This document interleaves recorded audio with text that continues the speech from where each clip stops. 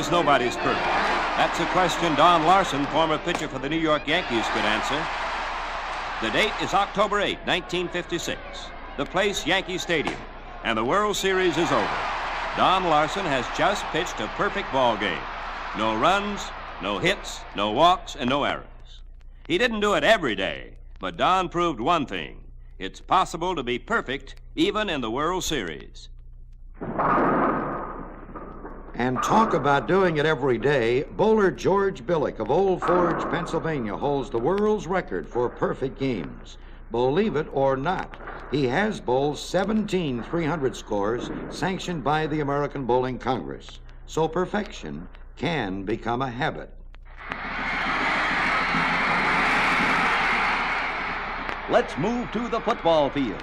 This is where Tommy Davis of the San Francisco 49ers gets his kicks. For 7 years, Tommy has been booting extra points as a professional. He missed his first point after touchdown on December 12, 1965. That was the exception. That was to prove the rule. 7 seasons is a long time to perform without error. Perfection in sports is rare indeed. But perfection in the manufacture and distribution of goods and services is often sought and sometimes achieved. When was the last time you bought a pack of cigarettes with 19 or 21 smokes in a pack? The chances are almost zero. They make and sell a lot of cigarettes each day. Here's a thought. How about the motor in your Frigidaire? Has it ever stopped running? How long have you had it? The Bureau of Printing and Engraving in Washington prints stamps by the 100 millions without defects. As a matter of fact, they did print an airplane upside down once. It has now become a collector's item worth thousands of dollars.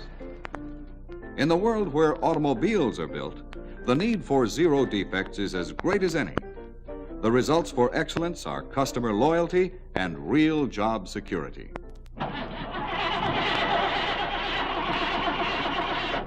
When a brand new car won't start on a cold morning, it's a defect, and exasperating to say the least. The people who built the car are risking the reputation of the manufacturer and the security of everyone who works in the plant. We must recognize that the man who has trouble with his Pontiac will buy another car. Even when defects are only 5%, it can mean 45,000 unhappy customers. Isn't that about it, Mr. DeLorean? Yes. We have the figures to prove that owner loyalty and customer satisfaction are the only true measures of success in our business. Today, our owner loyalty is about 70%.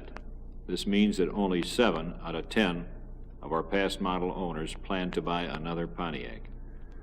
We are confident that we can raise this figure to 80 or even 90% if we can build the vast majority of our cars with zero defects. Each of us, and I include myself, who has a role in the designing, building, or selling of the Pontiac, has the right and privilege to seek perfection in his own job. Individual perfection has as its reward the pride and personal satisfaction of a job well done. But in addition, we are going to make certain that excellence is followed by opportunity. We will recognize all of those who seek to maintain the attitude of zero defects. Over the next few months, a nation of car owners will soon become aware that Pontiac standards are higher, that the Pontiac team builds a better product. Our automobiles will be recognized as more reliable, and our owners will become more loyal than ever before. This is the best insurance there is for a secure, prosperous future for the entire Pontiac team.